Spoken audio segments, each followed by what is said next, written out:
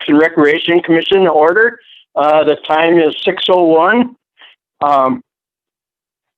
First of all is a roll call. Bruce, and I'm here. Greg? Terry? Karen?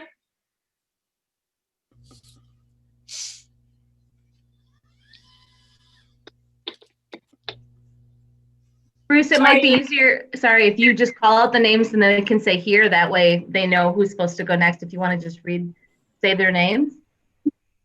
My name? No, Bruce, if you'd want to say the commissioners' names and then it can say here, that way they know whose turn it is to say their name. Oh. Okay. Sorry, Bruce. Thanks for. No, that's okay. No, this is all new. Okay. Craig. Yes, here. Craig Brannon.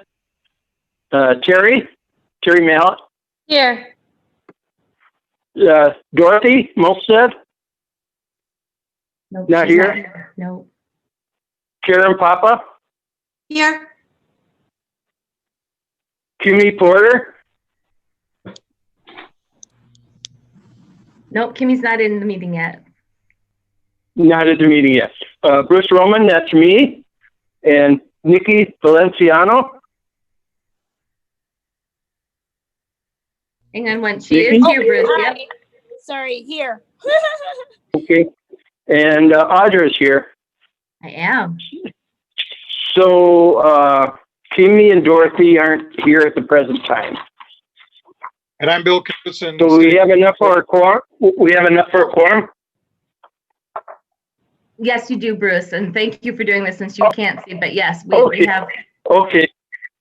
Okay, And the Bill next item would be, Bruce, also with joining us is Bill Knudsen, our council liaison, is joining us also. okay, Bill Knudsen is also at the meeting. Thank you. Next item on that would be the approval of the agenda. I make a Would motion somebody to like approve to, the agenda. I make a motion to move the whoever- agenda. Yep, Terry Millette made the motion. Has it been seconded? I second the motion. Seconded by Okay, Karen Papa. Do we have to say each individual, or can you just say aye all at once? Why don't you call a roll Doing it call? this way. Do it by individual, otherwise you're not going to know who said what. Yep, just call the roll. That's the easiest way. Just call each individual for, okay. All right. Let's see. Craig, Aye. Terry, Aye. Karen, Aye. Bruce, I vote aye. And Nikki? Aye. Aye. All ayes, approved by all. So we can move on to the approval of the minutes from the meeting on way back on February 19th, 2020. Any discussion, any changes in the minutes from that meeting?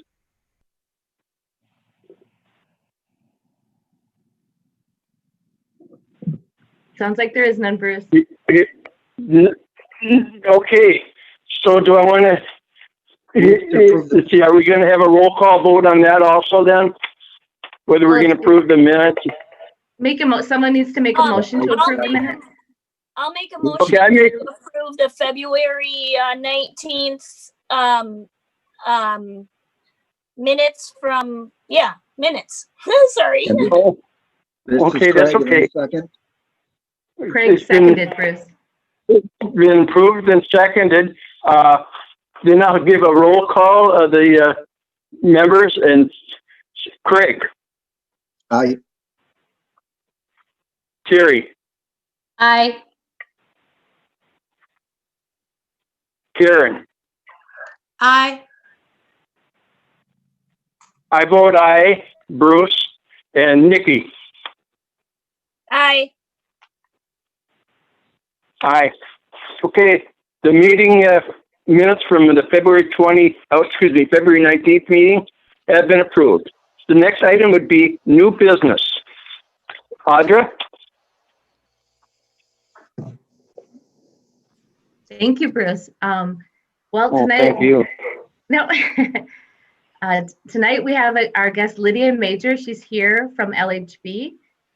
Everyone, you can see her. And tonight is exciting because this has been a long time coming, but we've been working very hard on putting together that master plan for Harvest Park, starting back before in the end of last year, and meeting with focus groups and outreach, and having our community meeting, doing a survey, talking to you guys. And for tonight's meeting, it's the culmination of all that hard work, and Lydia is going to be presenting to you the master plan concept, the preferred, that's come out of all of the feedback and input that we've gotten. And so without anything else, I'm going to introduce Lydia. I'm going to turn it over to you. Lydia, you should be able to share your screen, and we can go from there.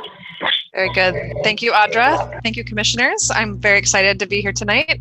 I'm going to share my screen, as Audra said, but I will still be able to see you off on the side of mine. So please do raise your hand or let me know in some way if you have any questions, can't hear me, need me to pause, etc. So right now you should be able to see a PDF that says Harvest Park Master Plan. Can somebody give me a thumbs up if they can see that? I can see So it. Terry and Bill. Okay, excellent. So what I'm presenting to you tonight is a shortened version of the document that you received from Audra. Obviously, I'm not going to read the document that you received, and so what I'm showing you is just kind of what I would consider the highlights or a summary of what's in the PDF that you received. So first of all, as Audra mentioned, we've been doing this project for longer than it seems, since about October of 2019. At that time, we were doing a review of existing plans and conditions. We did a site visit, all that kind of thing. We have a survey now of the site so that we're pretty confident about what can and cannot be planned for it. We held stakeholder meetings in November of last year with athletic groups, churches, the nearby churches, I should say, Metro Transit and Ramsey County, who are stakeholders in the rush line process. Then in December, we did some development of our concept options and presented those at a public meeting on January 21st. And that's where we asked for a lot of the feedback that you'll hear about tonight.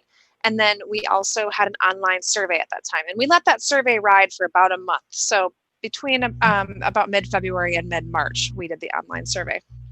And then finally, having had the input from those events, as well as a meeting with this commission last year, we did create a preferred concept that we're going to present, reviewed that with staff, and then we're looking forward to adopting that here, most likely in June. We were optimistic here and said May, but I think June is looking much more likely. So first of all, just to remind you of where we are in the world, here is a existing conditions plan of the site.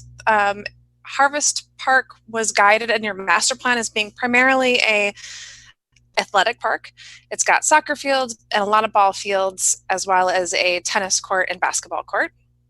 But it should be noted that it has a unique component here too, which is a community ag area at the very north end, which has been worked on in conjunction with urban roots, and we'll talk a bit more about that later. And it's adjacent to a large community agricultural area that is being currently run by one of the local churches, who also owns a land a little further north yet, which is going to be redeveloped for senior housing, and that had an impact on our planning, so that's an important aspect as well.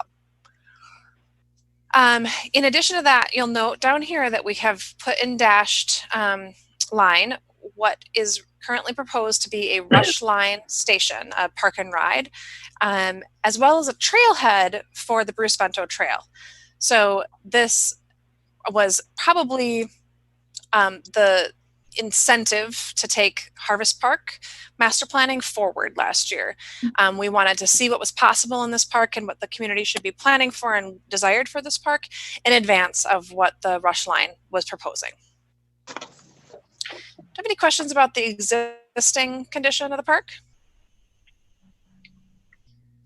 Okay, very good. So based on the input we received from some of the users of the park, which included, again, the churches as well as the athletic groups, primarily soccer, as well as lacrosse and a couple of other users, we did develop 3 different options here. And I'm not going to like walk you through them in a lot of detail because you have seen them before. They were presented at that previous meeting that I talked about. But I just want to remind you that we kind of balanced a bunch of different components, including like how many fields did we want? How much parking did we need? What kind of gathering spaces were we interested in? How should we respond to the senior housing happening at the north end here? And other components kind of on that spectrum.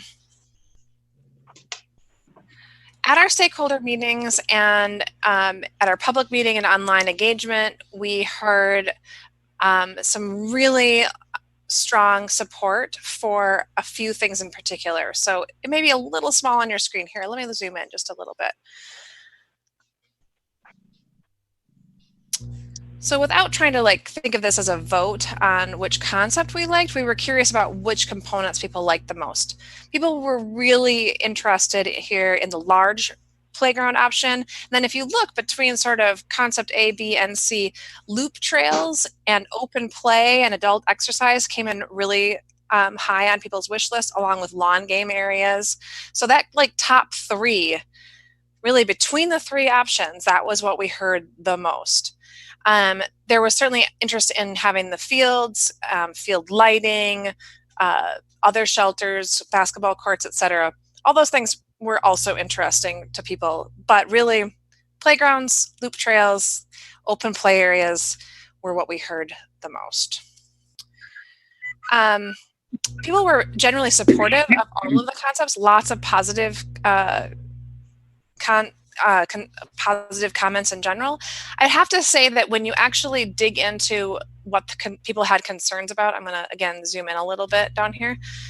When people talk about physical layout or safety, a lot of those comments actually focused on the park and ride itself. So very few people were reacting to our ideas about the picnic shelter or the playground as being a safety concern. That was not what we were hearing at all. We did ask some folks what they were interested in playgrounds. These are pretty popular playground components in all of the activities that we've done recently. So lots of climbing and rope features, slides. Standard single swings still remain super popular, and my daughter certainly would second that. A rock climbing wall and a zip line.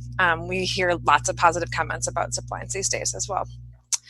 And then down here finally in the comments area, I just wanted, again, this is what we call a word cloud over here on the left. And they just tell you which words we heard most often in our comments. No big surprise that rush line came up a lot. People are definitely talking about it. But there was also support for the project. The word like came up.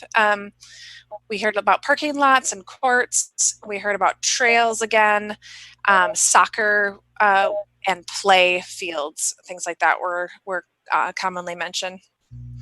In the comments, we sort of generalized the comments. We grouped them by topic and saw a lot, again, of interest in expanded trails. There was support for maintaining some of the agricultural use, the urban roots area for it, and the pollinator demonstration gardens in that area. So those gardens that are actually on the Harvest Park property are not community ag in the sense they're not like little squares of gardens that people are keeping up themselves.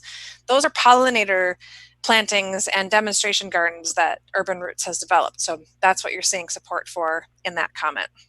People were interested in pickleball and tennis. They wanted more bathrooms. Lots of concern about that, especially among parents. People are always interested in water. It's a difficult thing and an expensive thing to add, but there's a lot of interest in it. They want to make sure that we're considering amenities, just what is it like to be in the park? Is it comfortable? Is it accessible? Are we thinking about all ages and abilities? You know, what I would hope are the basics, but honestly, we have to just keep them in the front of our minds as we're designing parks as well. Nearby residents, of course, we're interested in making sure that we're buffering appropriately and making sure that surrounding residences aren't negatively affected by the developments we do. Again, some concern there about the safety and parking for the rush line. And as we looked at balancing out between soccer and baseball or softball, some folks were concerned about the loss of softball and baseball, even though we know that that is becoming a slightly less used space, especially at this park. Questions about what we heard of the process that we went through to get community feedback.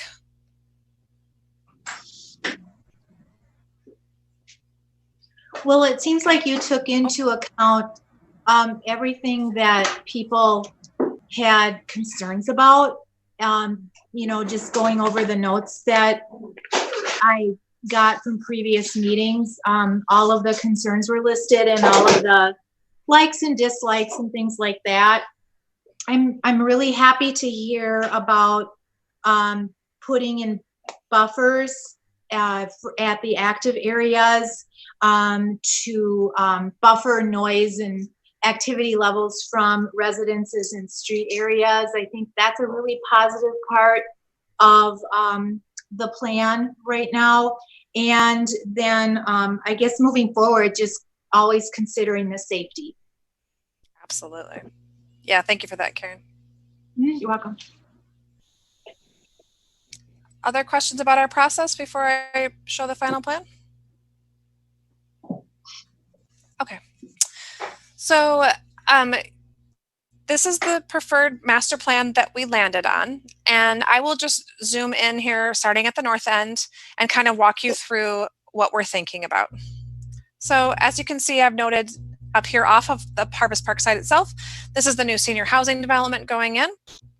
And our thought here is to keep the prairie and pollinator demonstration garden that's already been installed by Urban Roots. They've already made an investment there. Keep that as part of a really unique demonstration garden here in Harvest Park and really build it into the idea of having a senior-oriented but open to the public unique space at the north end of this park. We're adding a trail connection up to their housing area. We're suggesting a more formal path down the middle, maybe a soft surface path with like gravel or something accessible, but something that is, you know, different than sort of our typical bituminous or asphalt trail. We're proposing a small gazebo, which would have a gathering space, and then some bocce ball courts or other lawn game spaces. So this area we are seeing as an amenity space for the whole community, but a way to sort of draw the seniors down into the park as a whole as well. Around it, we are proposing a series of different size fields, or more like flexible multi-use fields. So B fields are the smaller practice fields for the younger kids, and the A fields are bigger fields for more serious recreation and including tournament support if possible, or if needed to complement your other facilities. So then sliding down from there, and you can see kind of interwoven in between everything here are a bunch of trails. Along those trails, you're going to see these little kind of reddish spaces, and those are small exercise stations or small play areas or gathering spaces. So the idea here is to create nodes throughout the trail system that make it possible for people to kind of engage as they're moving through the space. Down here at D, we have sort of a smaller playground area, but still a decent sized play area that would be supportive of both the picnic shelter here, which could be a larger picnic shelter. And to Karen's point earlier, we did pull this picnic shelter away from the neighbors a bit and make sure that we have plenty of room for buffering and spacing.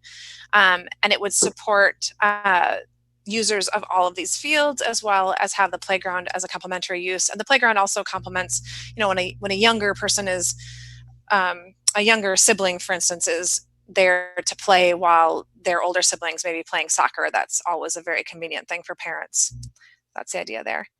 And part of what's going on here is that we are making use of making the parking lot smaller. So the existing parking lot is about 150 spaces, and we kind of cut off this north end of it and made it about 120 spaces.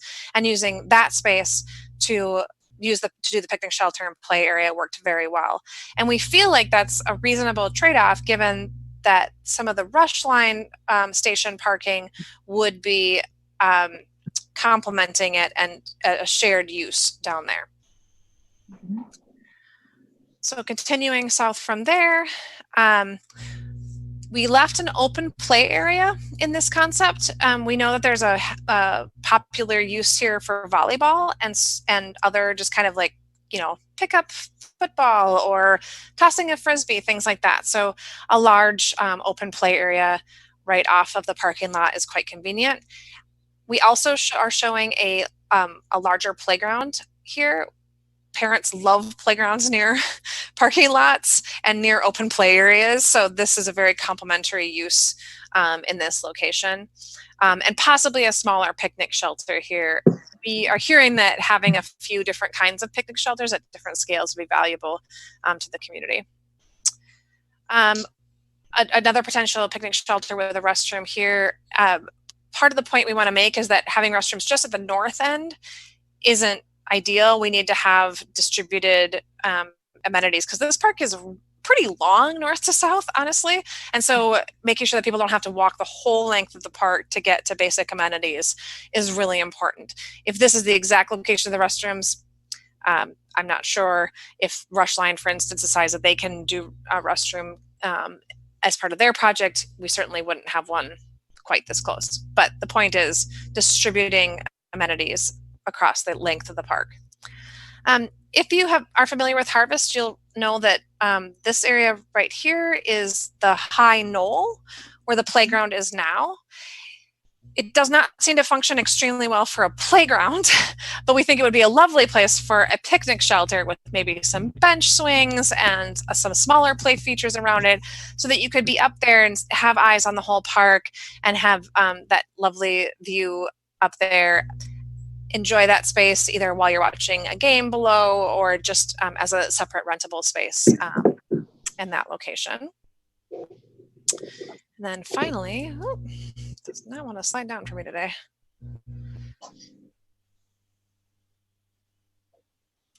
Nope.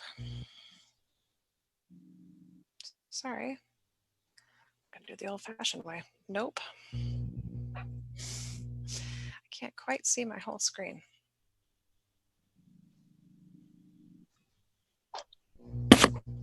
This is the slow way.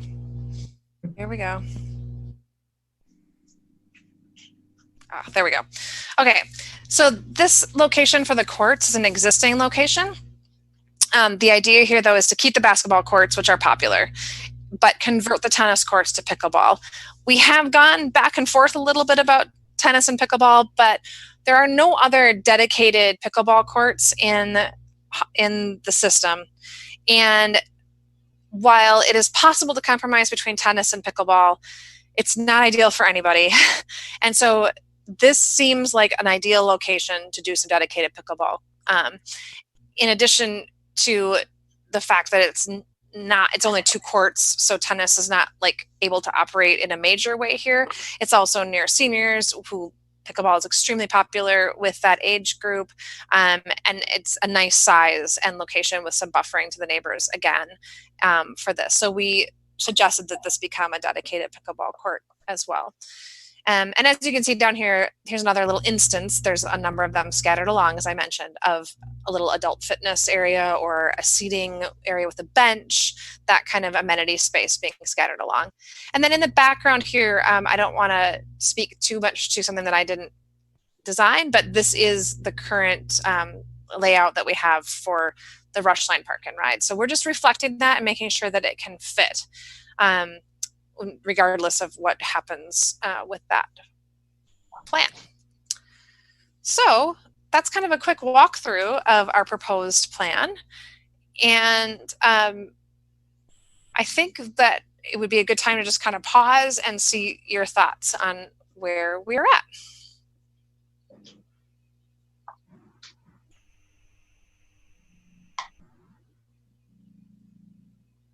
So I have a few things that I really like about the plan. The north end, I really like the design of the north end and the south end. But then for picnic shelters, I would like to see probably one less picnic shelter, but I like the one that's up on that hilly knoll because that is a really nice spot in the park. And you're right, you can look out and see a lot of stuff. And I just think people would really enjoy a picnic shelter up in that area. And even if there were a few little play things for kids to be on, that would just be really nice. And then I like the fact that there's a picnic shelter way, way over on the west side with, I'm assuming restrooms, you were saying? This one we were thinking would have restrooms, yep. Yeah, and that's kind of a nice spot for another picnic shelter with restrooms and stuff. And so that's nice. And then the 75-person one, I'm glad that you reduced it down from what originally was on a couple of the other concept plans. They were 100-person picnic shelters. So thank you for reducing it down to 75. But then I would just encourage maybe one less picnic shelter for the entire park area. But you're right, it is nice to have one near parking. And so that's what it looks like that one is able to do for that. And yeah, the field areas are nice. It looks like you're putting in a couple more walking paths. Mm-hmm. It kind of looping where the knoll area, that hilly area is. Well, this path exists. That one exists. Yep. But this is, I believe this one would be new. Yep, that would be a new one. And we have a number of others that kind of create these shorter loops so that people can go in different configurations around the park. Mm-hmm. That's nice.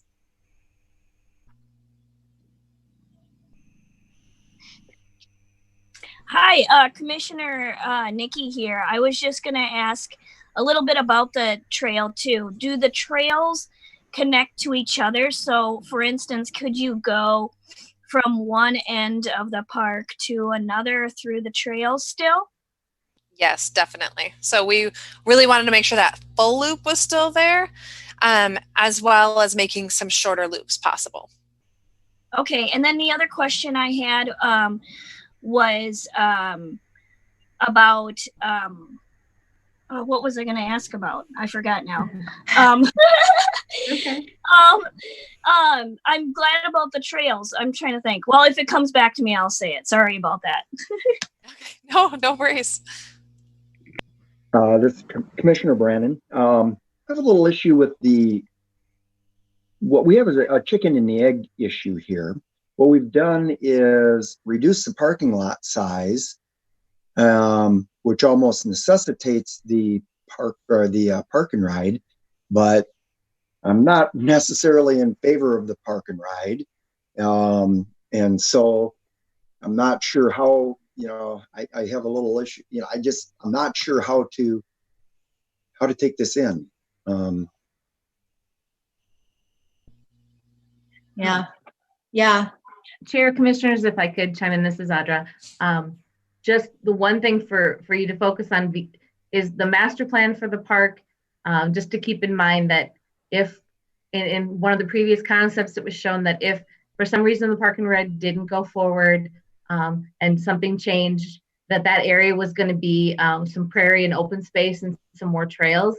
And what we're asking the commission to do tonight is to look at the overall plan for the park, which is the reason we moved it up from 2023 till now, just because we wanted it to, coincide with the talks that the Rush Line are having in the plans so that we didn't miss anything. So we're asking you to look at the what you're approving at this point as the commission is the layout and overall plan of the park.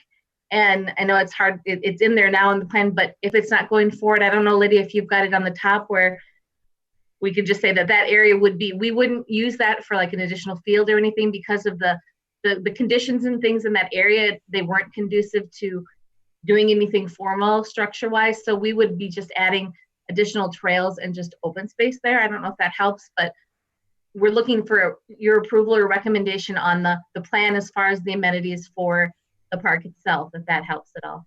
Yeah, but the problem is you've given up parking space.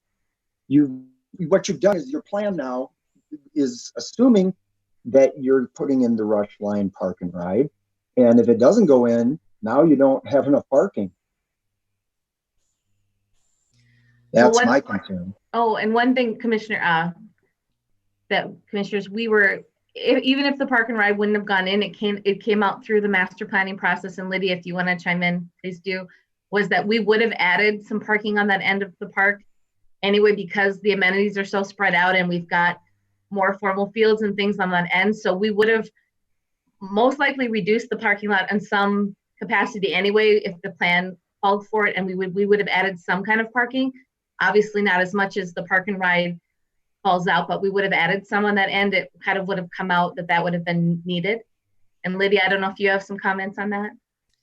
Yes, I agree, Audra. So there is sort of a alternative plan that we developed as we were going through our different concept options that did show that we could, within the bounds of the park without having the rush line project there, create a space at the south end that would need to accommodate a bit of parking because, again, we can't really expect these fields and parking and picnic shelters and even the courts to function very well without some of that space, as well as a restroom, which I mentioned earlier when I was talking about the picnic shelter down here.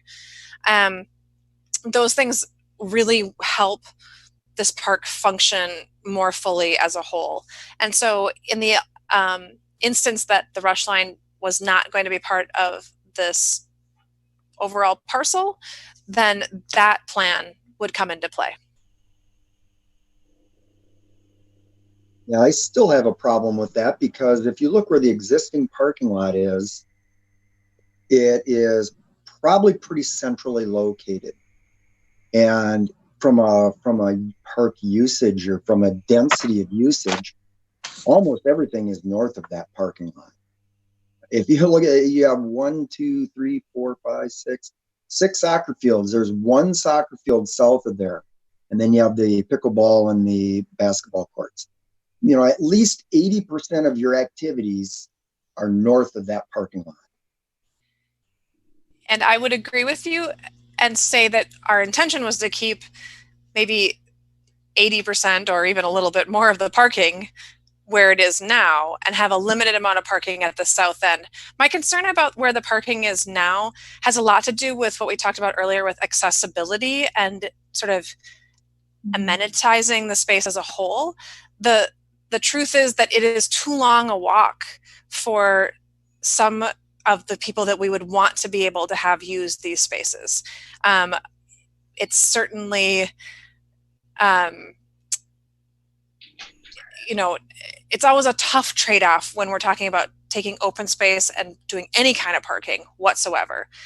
However, we do understand that having accessible parking spaces and spaces that work for folks with different abilities is in proximity to the uses that we want to use the park for is increasingly a necessity when we think about park planning. Mm-hmm. You know, you are limited in terms of where you can put parking because there are houses all up and down the park line.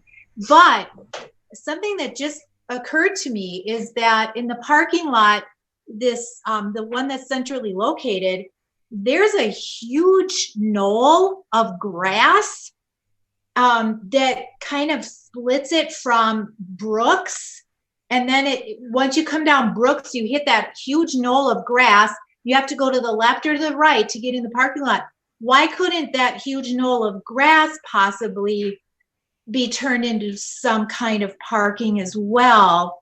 I don't know how that would look aesthetically or if it would factor into other things with the parking, but that just occurred to me that that is sort of wasted space. It's just a knoll hilly area.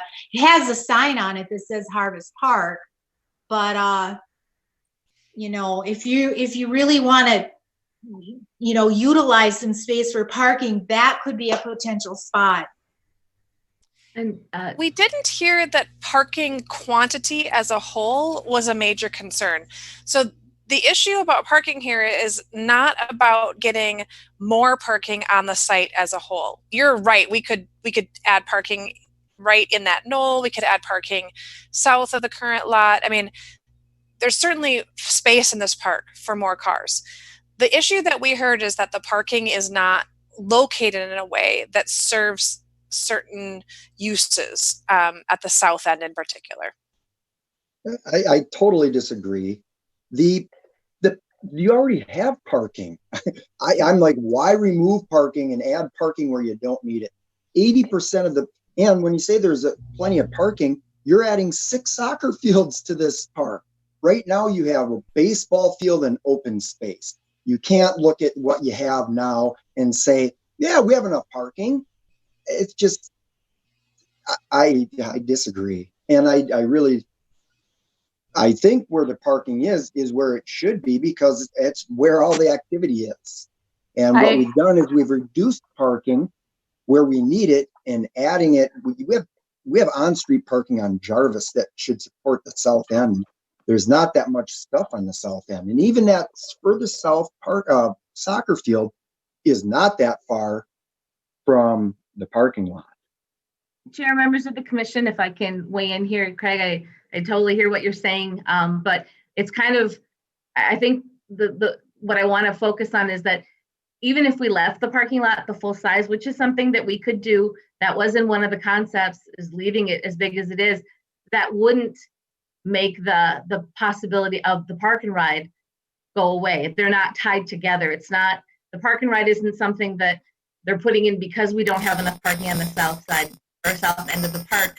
So we could leave more, but in the study and through with our consultants and actually looking at the layout and usage of the park, we felt like we could reduce it.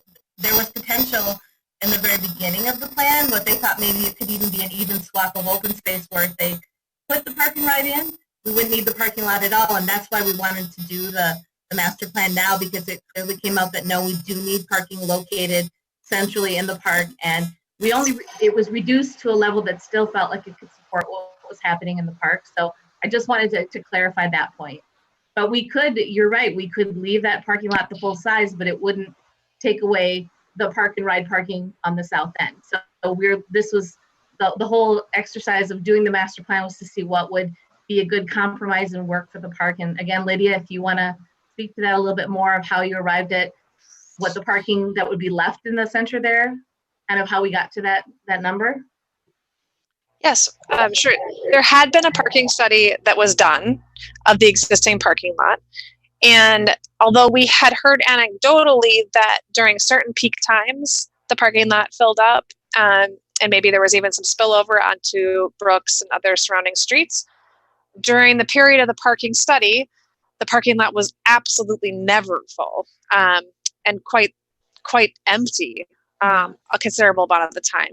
And honestly, when I consider what the purpose of this park is, which is to say not a tournament park, but a practice park, it felt to me that the trade-off of having a bit of the parking in the middle, where it seems to be underutilized, to go or be reduced, made sense in order to get some of the other amenities that people were asking for in. It's always trade-offs, and if we want to go a different direction, I can understand that, but we're using data, not just a guess, and we were trying to think carefully about how to use the city property in ways that would help the most users.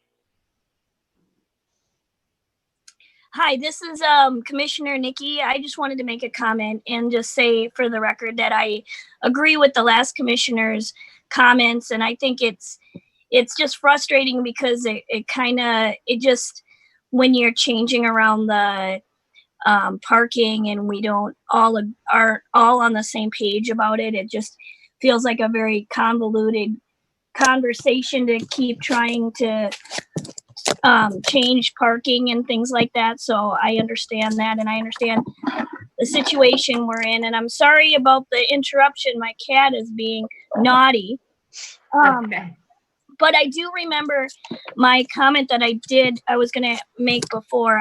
It was more of a question, actually. I wanted to know, in any of the community conversations, was there anybody who asked about like a public theater space?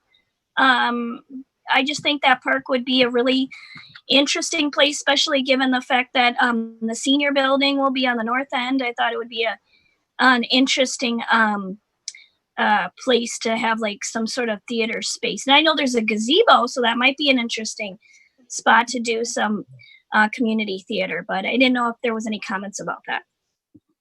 Yeah, we did not receive any comments along that line, but you're right. There are a number of amenities that are already planned into this master plan, including the gazebo, some of the picnic shelters could easily be designed to support community theater or other performing arts kind of things, as well as other public art installations. So I don't think there's anything here that would make that difficult to implement as sort of the master plan moves towards implementation.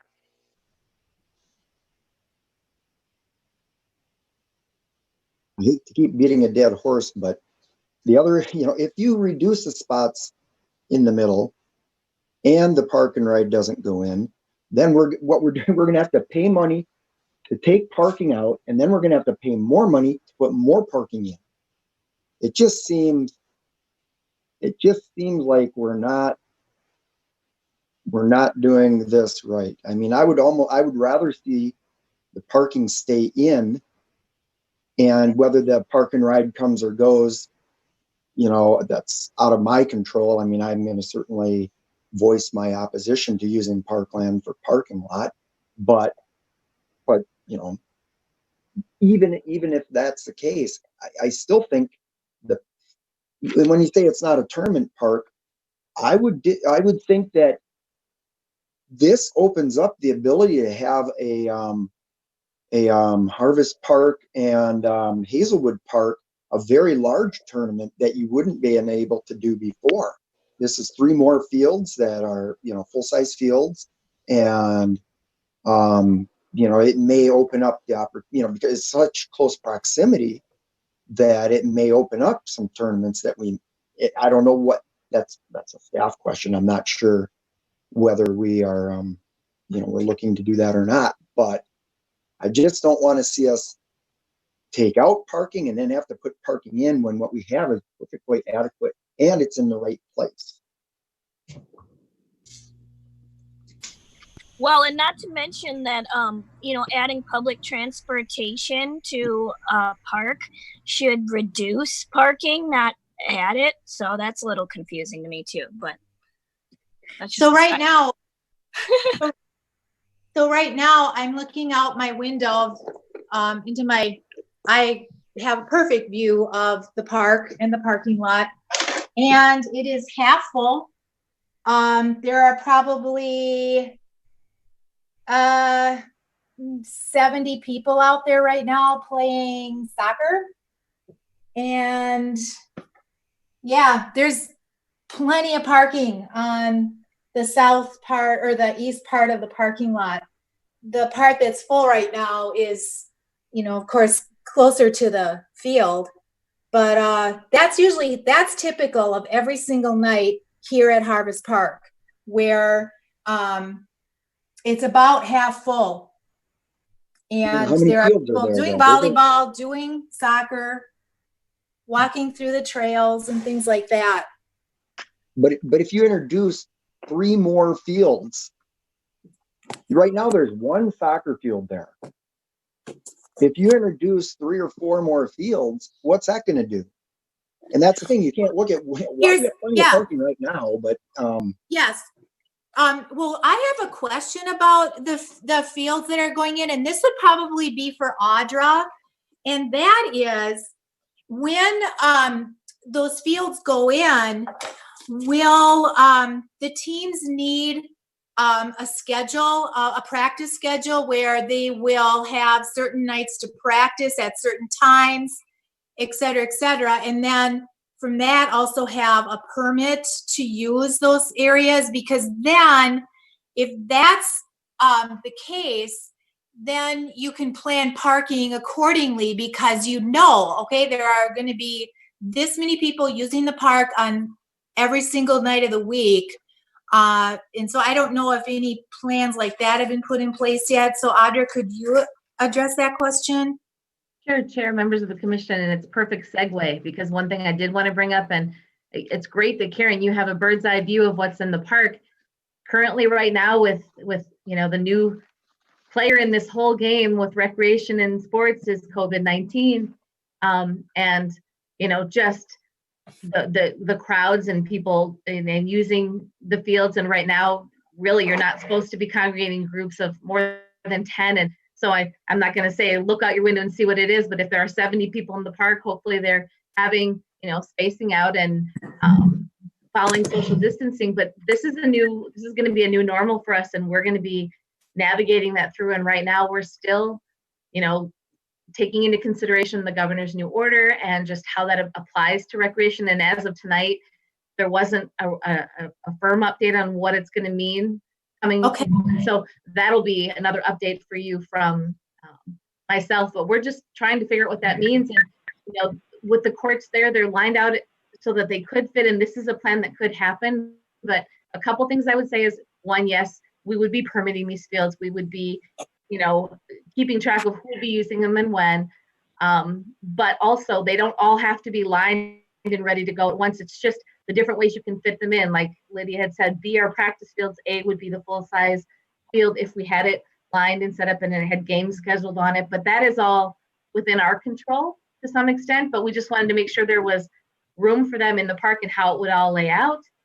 And also, this plan is a 20-year plan, and I'm sure Lydia was probably going to maybe get to that toward the end, but it's going to be implemented in phases. This isn't all going to go in. So when we start doing things next year, it's all going to go in at once. That we're still going to be, if this is the plan that people recommend and approve it, then we look at how it's implemented and phased in. And everything that's on here doesn't mean that it's all going to be happening at once, but it just shows how it could be. It's not.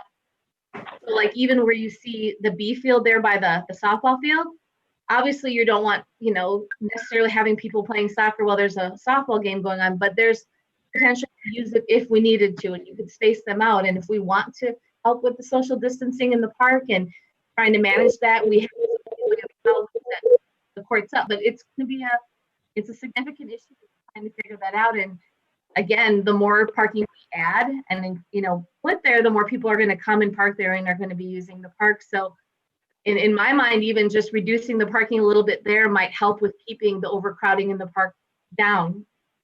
I can't say for sure, but it would be, these are all things that we have to think of moving forward now. Yeah, I would agree. Yeah, that it just seems to make sense that the less parking, maybe the less people. And definitely having a plan in place for scheduling and permitting would all make total sense. And then that would go along with the maintenance and the upkeep of the grassy areas too. Trying to keep those maintained. Yeah, and commissioners, I'll say we don't have the answers. We're all, working together citywide, and even on the national level, we're meeting sometimes daily and in webinars and things, just trying to get a feel for how we can open up again. And will there be games, or will there just be practices? I mean, we don't know for sure if there even will be games. Baseball, they had their meeting last night. Roseville kind of is the league that we play in, and they're not going to be doing baseball this summer. It's just not going to be happening. So if we do something, it may look more like a clinic or practices, but we're just still in the beginning stages of trying to figure out how safely to offer recreation and what that'll look like. So that might change the way things are too. But I feel good that we've gone through this process and we come up with a plan for ultimately what would be a great use for the park and what answers what the residents and the public told us they needed, and balancing it with the other factors. This is a unique master plan. I mean, I don't know of any other one where they were factoring a master plan for a park around a potential park and ride. So it is new territory. And I'll just say, I'll turn it back to you guys for discussion, but I really appreciate everybody really taking this and putting their effort in. And appreciate all the comments for sure. So I'll turn it back to you.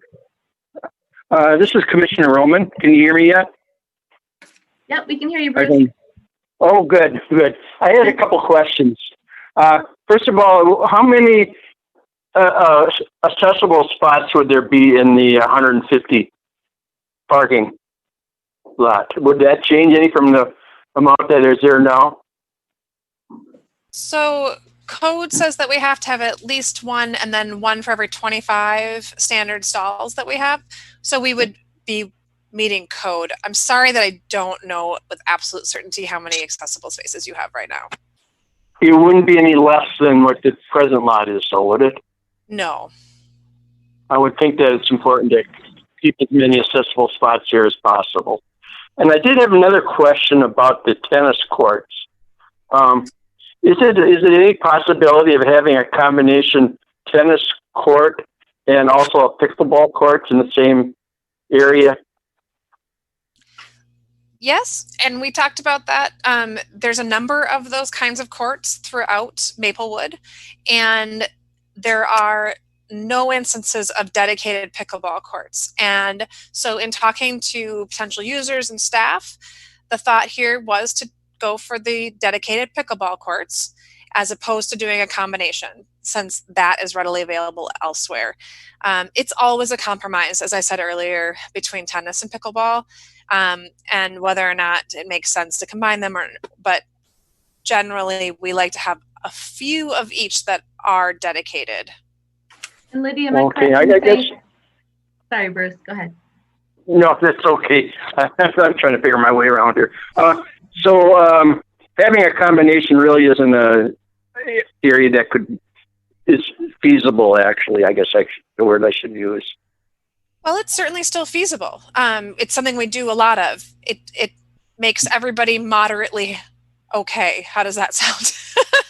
Yeah, I would just think today it seems like with everybody trying to keep their distance and all that, there might be an increased popularity in like tennis and those types of sports in the future. So I was sort of just I see the tennis courts up here are being used almost every night now. So, And Chair, members of the commission, if I can speak to the pickleball, again, I just on a staff level get emails and calls seasonally just about having pickleball that's dedicated, because we do, every time we resurface a tennis court, we do put the pickleball lines in. And Lydia, I don't want to speak for you, but I think you're saying that would be the shared use where the lines are put in. Yes. Where the problem arises is pickleball uses a completely different net. And so even if the lines are there right now, you can play pickleball, but you have to use the tennis nets that are up. And dedicated pickleball players aren't happy with that. They want to have the actual net and equipment that goes with pickleball. So we wouldn't have the staff to be switching back and forth. So they're there. So if we wanted to dedicate a tennis court to pickleball, we can. But we were just with this one here, just because of, as Lydia said, with the senior housing there, and just we've heard so much about trying to dedicate athletic, facilities and amenities for actively aging people. It just seemed like this was the perfect fit for dedicated pickleball courts, where it would be pickleball nets. And it would be for that purpose. And I believe earlier on, there was a potential of maybe putting 6 in there, and now that's reduced down to 4. So it's not, so full for the pickleball court. So that was the thinking behind that. Because even if the lines are there, it doesn't mean the pickleball players are going to get to play, and then there's some way to switch to the tennis nets, and then they can play tennis. Does that make sense? Yes, it does. Yeah. Because I'm just trying to see how many courts there would be for pickleball. Is that the 3 courts then? There's 4 pickleball courts shown in the plan right now. Audra's correct that we had shown 6 at one point. What we have found recently is that the pickleball users like to have some sideline space. And so that's part of why unless we're going to enlarge the court a bit for maybe a more realistic number. Okay, that looks good to me. Thank you. Yeah, sideline. You asked my question.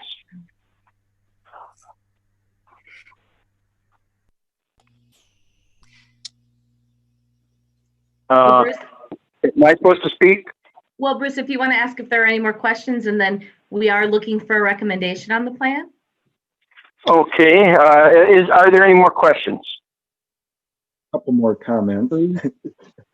If that parking lot's Yeah, half go ahead, full Craig. right now and you remove 40% of the parking, that puts you almost full with one soccer field.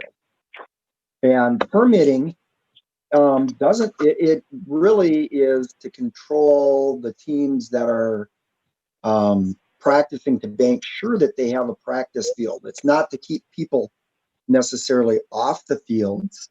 I mean, if the permitting doesn't say, well, you can't play there, what it says is if somebody has a permit, they can ask you to move.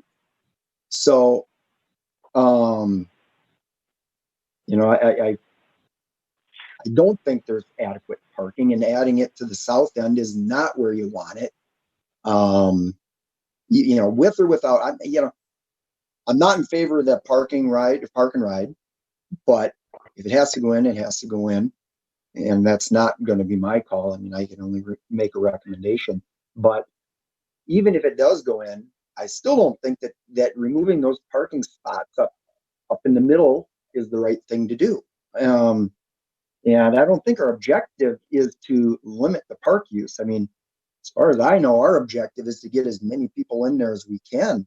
I mean, if we want to do that, just don't stripe anything. Just leave it all open space like you have now. I do anticipate that we're going to have tournaments here, and if the park and ride does go in, that would be sufficient parking. But if it doesn't go in, 120 spots is not sufficient to support that. So that's all my comments. I guess I agree with Craig on that too. When my kids were there and there were more softball tournaments and stuff, there wasn't very much parking. I'm thinking we do need to keep the parking on that south end, and hopefully the park and ride doesn't go in. That's my objective too, but if it does, it does. But we still need more parking if we're gonna have all the fields up there.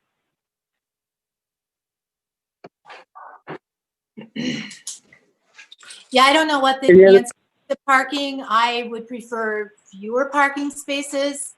But that again, it wouldn't be my decision, but if possible, like I said before, there's the grassy knoll. I do want to be clear too that we were anticipating transit users as part of how we think about parking here. So one is the parking study we had. Two is thinking about how permit users would come in and use this in a scheduled way. We were thinking about redistributing parking in a way that worked better for different kinds of users, not just the field users, but other park users. And then, as Commissioner Nikki mentioned earlier, we were anticipating folks hopefully arriving by transit and trail even more than they do today. But that is not to say that we can't keep the existing parking lot or add a parking at your recommendation. It's your park, and I respect that very, very much. I just want you to know what it's based on. You want my comment on that? Yeah. Yeah, I think that's a good idea, is to depend more on public transportation and that, to get people there, and when you want to leave. And having a smaller parking lot, I think, is a better idea.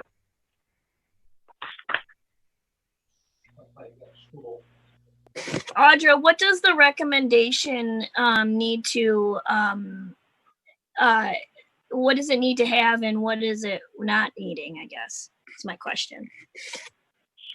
It would be, we're looking for a recommendation from the commission to approve the preferred concept for the master plan.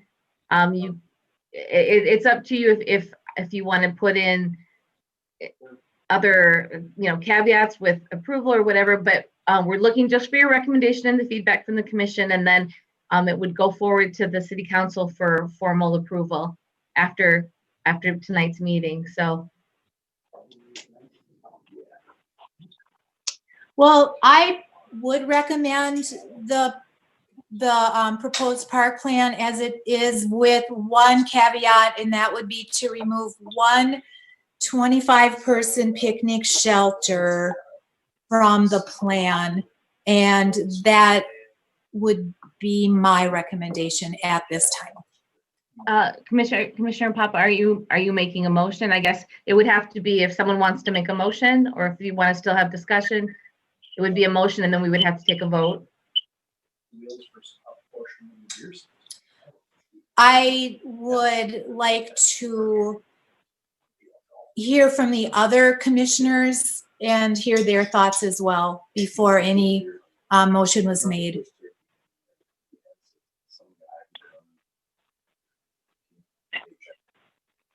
Comments from other commissioners? I guess in what world would we propose putting a parking lot like that in a park? As this plan is put in there, would anybody vote for this? As a park commissioner. Now, as a city council member, they may have to take bigger things into account. But as a park commissioner, can you in good conscience vote for a converting parkland into parking lot? I can't, but I mean, and I understand that the city council may have to make a tough decision, but as a parks commissioner, that parking lot does almost nothing to benefit our park.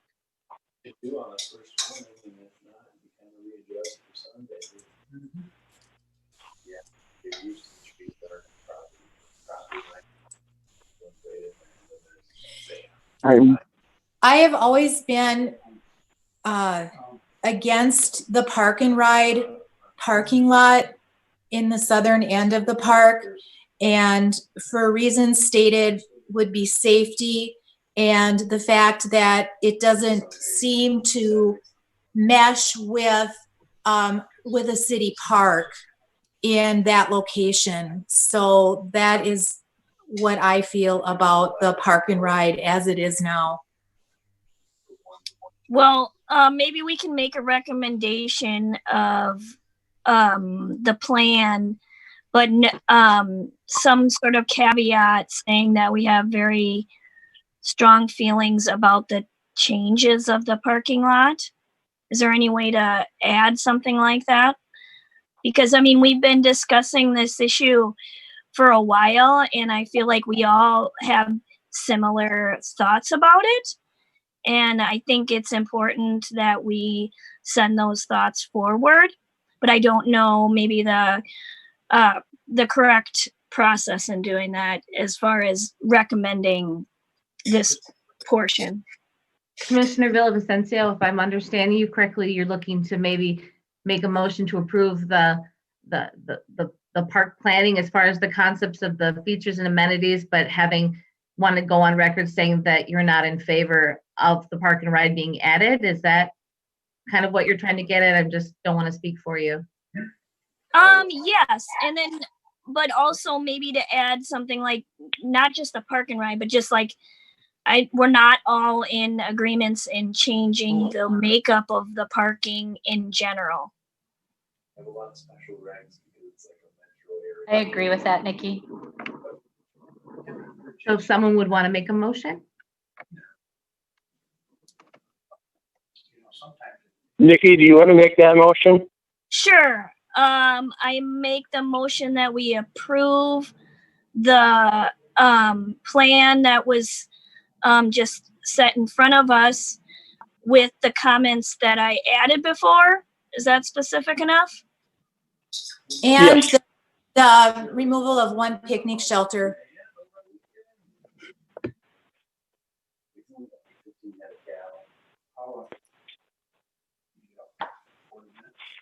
Is there a second?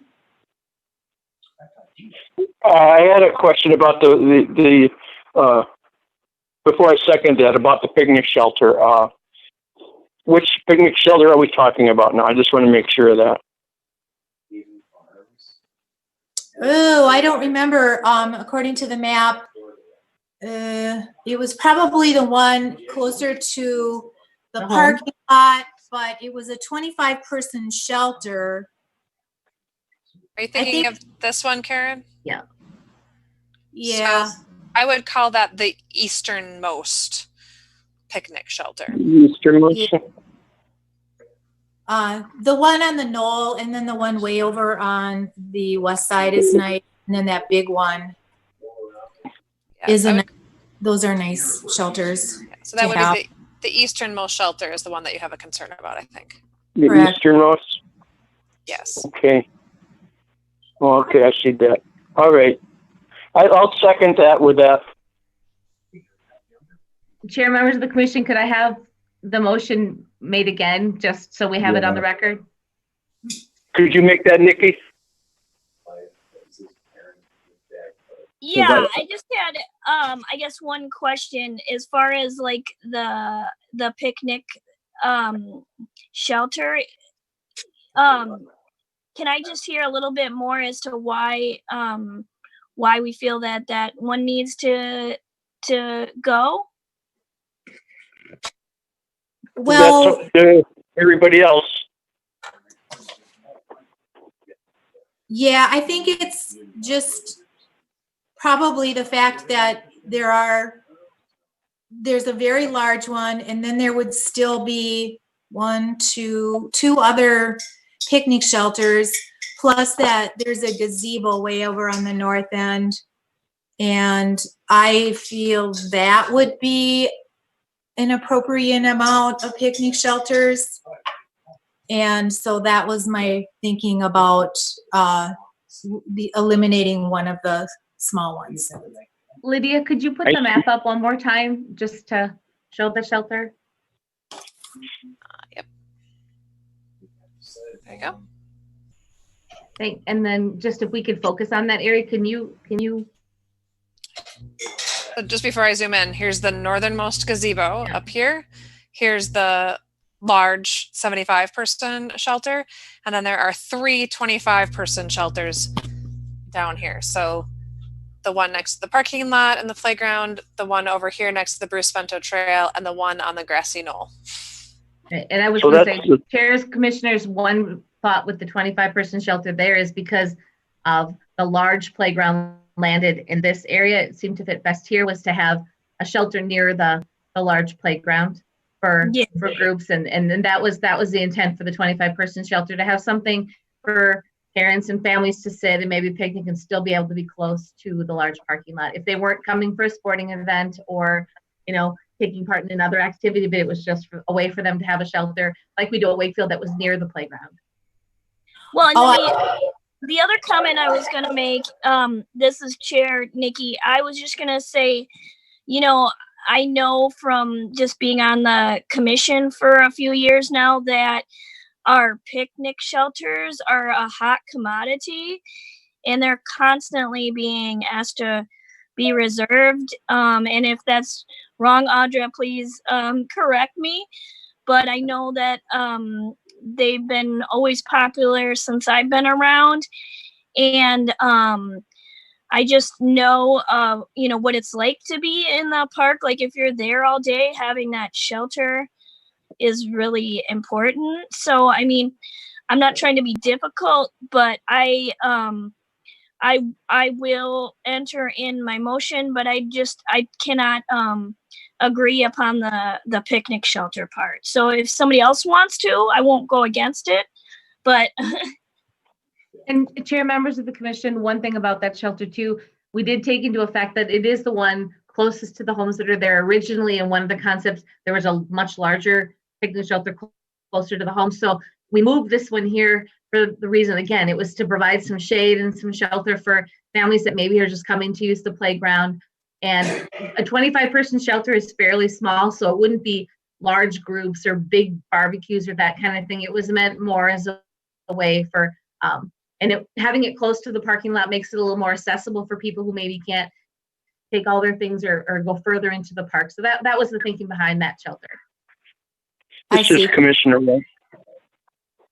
Roman speaking, and I would agree. I think we should probably keep that picnic shelter. I think it's in a good area, probably for people for accessibility. So, Nikki, Sorry. Well, my comment is it is really close to a house. That's my comment. So that's fine though. We'll just have to go with it as is, I suppose. Vicky, I want clarification on your motion because you said something about the existing parking. I guess, could you clarify that for me, please? Sure. I guess what I was saying is that, you know, it seems like we have a consensus among our of us that we're not happy with the parking issue in general.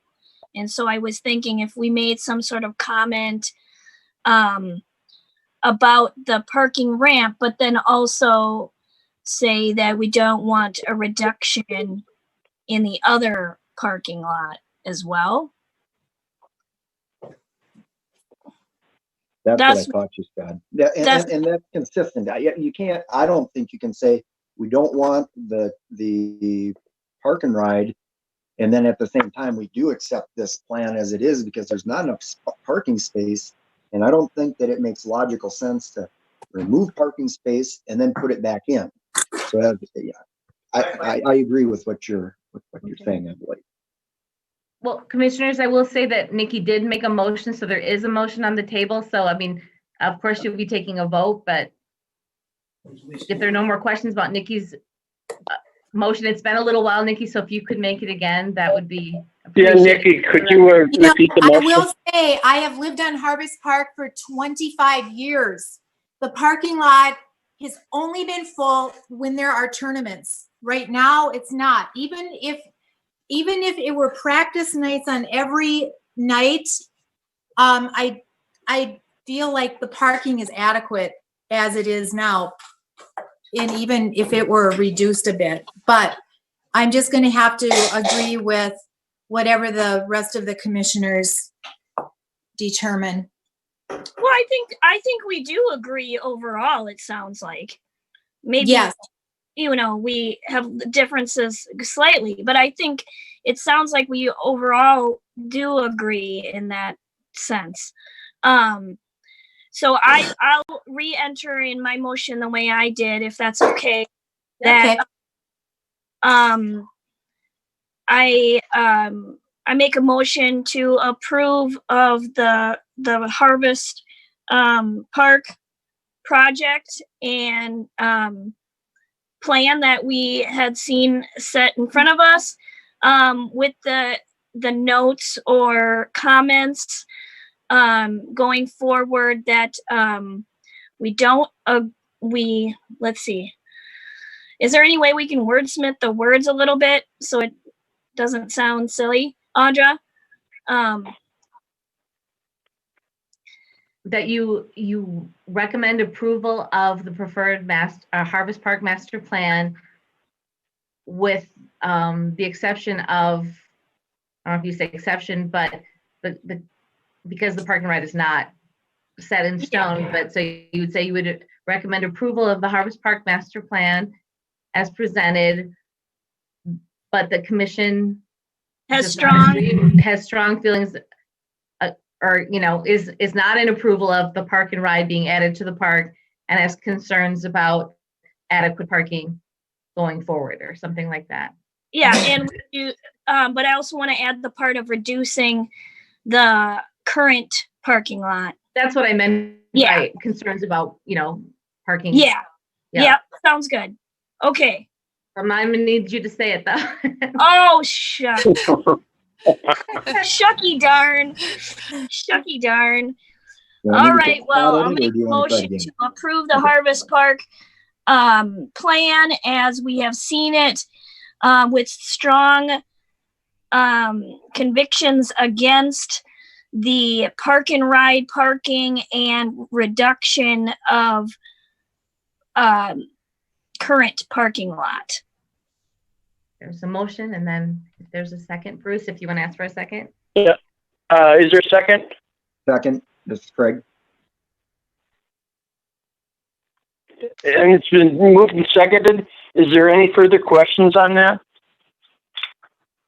I have a question. That's going to be for the 100 and, what is it? Sorry here. 75%, 120? 75% picnic. 100 shelter. and, 130 270, parking.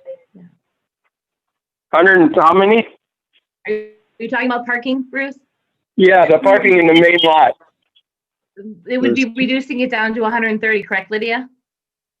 120. 120, sorry. Oh. But we're proposing, in our proposal here, it's remaining at 210, which would impact the location of that picnic shelter, the 75-person picnic shelter. Because you can't have the parking as it is with that shelter as it is, I don't believe. No, we'd have to relocate that shelter. But And it's doable.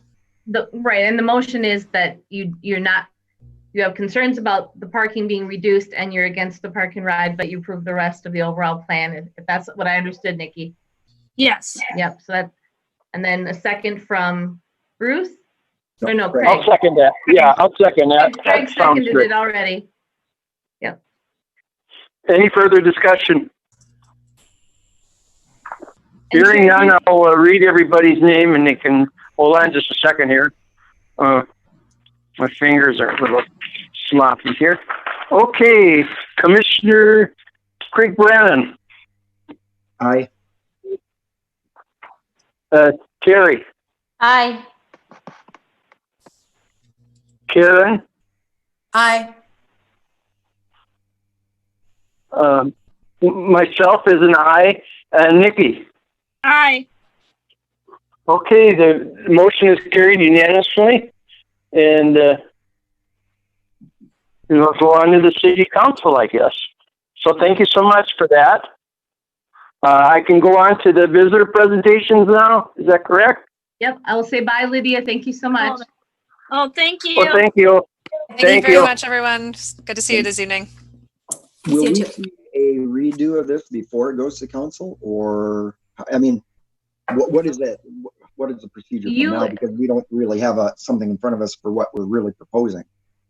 Chair, members of the commission, I mean, we came with this plan as a recommendation, and your recommendation that you gave us, you've given the recommendation of what you liked about it, what you didn't, and that is on the record. And then going, forward, we'll talk about it as staff to see what can be done. It doesn't mean that it's going to be changed 100%, but we definitely take what the Park Commission says very seriously. That's why we have you as a recommending body. But ultimately, to do the formal recommendation and approval of the plan, including the park and ride, that would be up to the city council. But we will definitely take a look and talk after this with our consultant Lydia, but we will not be bringing it formally back to the Parks Commission before we go to the city council. This was bringing it to the commission for your comments and your recommendation. And again, on a personal, thank you very much for all the hard work and thought that you've put into this, and being so actively involved through the whole process since last October. So, all right, thank you, Lydia. Thank you. Bye.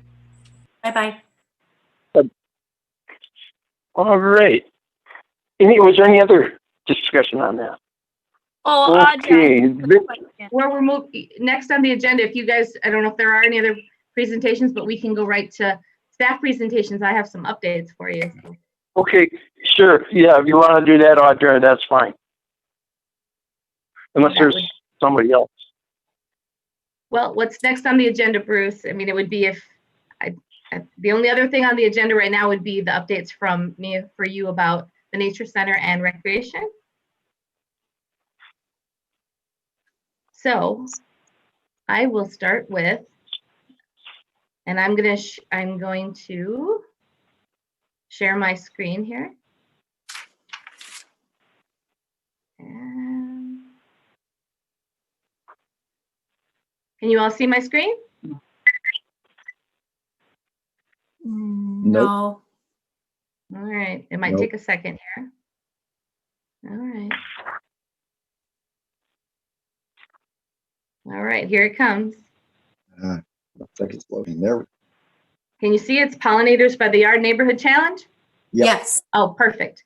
Yes, I wanted to share this with you because I believe I mentioned that and if I didn't, because we haven't had a meeting for a while, the Nature Center staff and our Natural Resources Coordinator, Emily Dunlap, applied for a grant, for a pollinators grant, and we received it, and it was awesome. And so we've been moving forward with that, and they've been working super hard. And what we have now is a Pollinators by the Yard Neighborhood Challenge. And so I wanted to share that with all of you. This went out in the issue of the Seasons that just went out, and there are copies available. You can get the whole issue of the Seasons online, or it should have been in your packet. But this is a challenge basically that we want Maplewood residents to join the Pollinators by the Yard Neighborhood Challenge, and they're going to be selecting neighborhoods to put these pollinator demonstration gardens in. And so we're looking for people. They have until July 10th to apply, and there have already been quite a few people that have applied. It's been great response, but they're going to be selecting your neighborhood. And one of the things for, if you want to talk to your neighbors, is the criteria for selecting a neighborhood will be as if your yard falls within the boundaries of one of our competing neighborhoods. Preferences will be given to yards with high visibility and your ability to install more than one landscaping project type, and they tell you what those are. And participants awarded funding are required to contribute a 10% match, but 90% of it, you're going to get that paid for, which is amazing. And grantees must take a no pesticides pledge and plant only insecticide, I'm not even going to say the word, but non-cultivar Minnesota native perennials, and they will tell you the kinds of plants you can plant.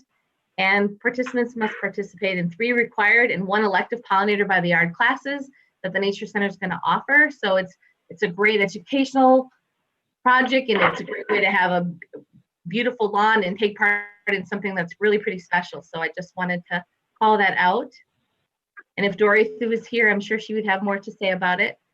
And the way you can apply online, there is a link here on the screen, and you can go to our website and apply, and or to the Nature Center's, even their social media sites, to get more information. So any questions about that? Not for me. Okay, perfect. And then I talked about it a little bit before, but let's see, can you see this, the treasure hunt screen? Yes. Okay, perfect. I mentioned it when we were talking about the master plan, just with what this whole pandemic and COVID-19 has done to recreate. It's kind of turned recreation and parks on its head a little bit, just like everyone else, but we're just trying to figure out new ways to create public engagement and offer fun activities in a safe way. And it's been challenging, but we do have a few special events, if you will. We were really sad that we had to cancel. And if you don't know, I just wanted to be sure that you did that. The Celebrate Summer events for June and July were canceled. There won't be Touch a Truck. There won't be the June Celebrate Summer. The 4th of July, I wanted to mention that here, the 4th of July celebration has been canceled. And so, it's so sad to cancel these things that we do. So we're looking for other alternatives to get people engaged. And we do this treasure hunt every year, and we're doing it this year on National Get Outdoors Day. But basically, we're going to be posting clues on social media starting at 8 o'clock on Saturday, June 13th. And there'll be clues. The Golden Frisbee, it used to be a golden boot because we did it on National Hiking Day, but we did it on Get Outdoors Day this year. And we're going to be hiding it in one of the parks, kind of like a medallion. And we'll be giving out clues throughout the day, and we'll keep posting clues until someone finds the Golden Frisbee, and they'll be getting a really cool prize bag full of a lot of neat stuff. So we're encouraging social distancing when you're going out and looking for clues and finding this, but it'll be in one of our 36 parks and open spaces. So that is coming up, and no registration required. You just have to tune in. Saturday morning, we'll start posting the clues, and somebody always finds it. Some years it takes a little longer to find it than others, but it's a lot of fun. And then we have a challenge. Let's see here. I'm going to pull up. This is our Explore Maplewood Summer Challenge. It is the Geo Explorers Challenge, and I'm going to find the fitness one in a second. But this one, I skipped June, but this is July, and as long as I have it up, this is a geocache kind of month-long event. It's going to be for the month of July, and It's a forest challenge where we send participants out to find at least 8 of the caches that we have hidden. And there are, I believe, 20. There'll be more details once you sign up, but you find at least 8 throughout the month, and you sign up. You can pay $5 just to get the participation medal. If you want to sign up and pay the $10 level, you get a really cool swag bag. We just ordered those today. They're Maplewood Parks and Rec like backpack. There's like a little picnic blanket in it, some squirt guns, some other things, and a coupon from us for future programming. And so you get that once you complete the challenge. And so it's something you can do with your family, by yourself, you know, and you can go out and do it on your own time just during those few weeks between July 6th and July 26th. So it's a really fun thing to do. Any questions about that?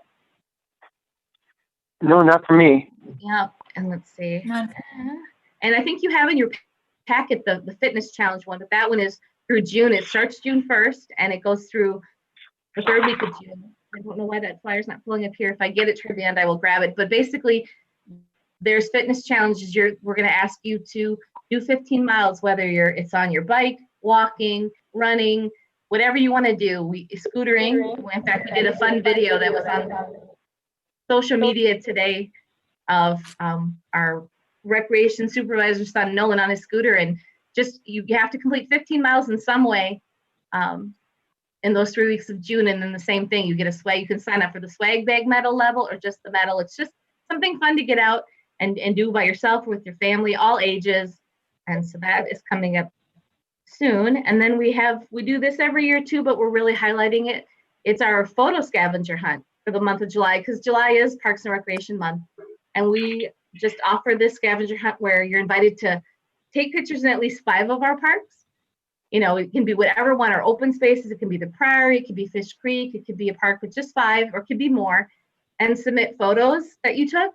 And then we'll be voting on the photos online, and the top photo will be featured in the next recreation brochure. And then you also get one of those swag bags. So just looking for fun events that people can get engaged in, that they don't have to do in groups, and just, you know, trying to get people out in the parks and open spaces, because right now that's the best thing for you, is to get out and enjoy nature. So any questions about that?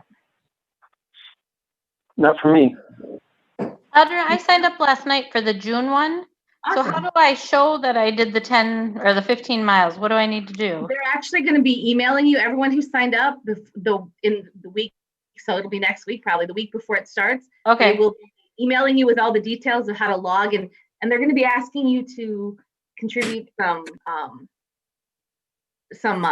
what do you call it? Just interaction on social media, like maybe take a picture of what you've done or share your story, just to kind of keep people engaged online. And then they'll be emailing you right before it ends on how to pick up your swag bag, because we'll have to arrange for pickup for your medals and your bag. And if you could bear with me 1 second, I'm thinking I might be able to pull that up. It was on my desktop, and of course that's the one that's. Well, I have it here, so I'm good, but I just wasn't sure how I kept track of it. Okay, perfect. Thank you. Yep. So a lot of fun things planned, and I hope people take part, and it should be pretty exciting.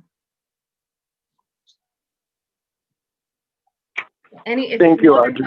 Any other questions about, you know, programming, or questions about recreation going forward? Like I had said, kind of in the middle of our talk about the Harvest Park Master Plan, is we're kind of daily trying to figure out ways we can offer, you know, potentially if we can still offer T-ball and some of our clinics, and even renting out picnic shelters and renting out the Wakefield building. That's on hold right now. So as soon as we get it figured out and we have a proper plan in place to safely open them and maintain them, you know, we will let you know and let the public know, but we're still working out those details. Thank you. That's all I have. Thank you. Thank you. Thank you. We did skip commissioner presentations. I don't personally have one, but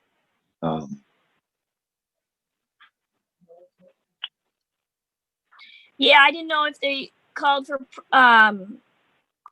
commissioner presentations either, but I was gonna ask about if the maintenance folks will be opening up the park, specifically the one over by me, the Hazelwood Park. The actual parking lot is still,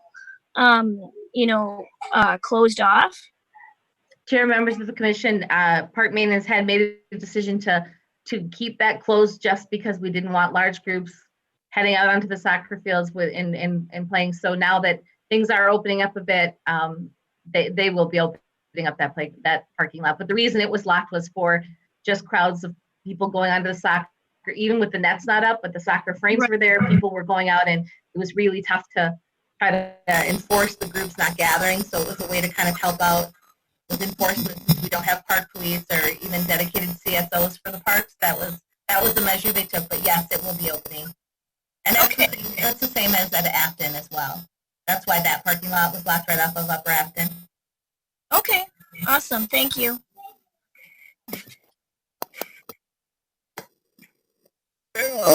Anybody else have any questions? If there aren't supposed to be Commissioner- large gatherings, is Harvest Park an exception to that? Because there have been large gatherings nightly. Well, that's why when you said you were seeing that out there, that's why I kind of brought that up. The governor's order clearly says there shouldn't be it should be groups of 10 or less. So, Okay. and people should be practicing social distancing. Same with, like, if they're going to be using the basketball courts, they should be groups of 10 or less, but also social distancing. And that can be tricky. There's no perfect answer for it. So Okay. as we open things up more, there'll be challenges, and we just have to, we put messages out on social media, on the website, we have signs in the parks reminding people, please social distance. And we do have them, I think, currently in 4 languages on the signs. We swapped those out the beginning of this week, right on the 18th, when we did change that. We waited till the shelter-in-place order expired. And it's tough because there are always some people that aren't going to follow those guidelines, but again, we can't necessarily police everyone. But if there are areas where there are really, really large groups, we kind of rely on the public to let us know. So maybe that we can, have an officer or someone maybe stop by to just say hey and remind people that it's not safe, and kind of go from there. Okay. Yeah. Audra, this is Bruce. Hi, Bruce. Yeah, I had a question about the basketball courts. What's the policy right now on those? Are they open now, or? They're not closed anymore. They are open because you can, recreate in groups of 10 or less, and we're relying on the public to make good decisions about. So if a mom and her daughter want to go shoot a basket, shoot hoops at the park, they're able to do it. What we don't want are really large groups of people playing, full-on basketball and not social distancing. And so, but the fact that they have the permission now to gather in groups of 10 or less, we don't want to take that recreation opportunity away from people who will do it in the right way, in the safe way. But okay, because I can see sort of conflicts in that with trying to stay 6 feet apart with playing basketball, but. Yeah, but again, you could go shoot hoops, and you could play horse, and there's things you can do, but we just wanted to be really clear on what the expectations are and what the guidelines are, and keep trying to tell people to make smart choices, and that's really, okay, people to make smart decisions for themselves. So you have the basketball courts with some sort of sign on them telling that. Yes. Yeah. Okay. Yeah. All right. Thank you. Sure. Anyone else have any questions? No. Adjourn? Should we adjourn? I think that's the only left. Is there a motion to adjourn? I make a motion to adjourn the meeting. I'll second that. I will read off the members' names here, make sure we make it official. Craig? Aye. Terry? Aye. Karen? Aye. Nikki? Aye. And I, Bruce, vote aye also. So the meeting is adjourned. I don't have the time right in front of me, but whatever it is, it's adjourned.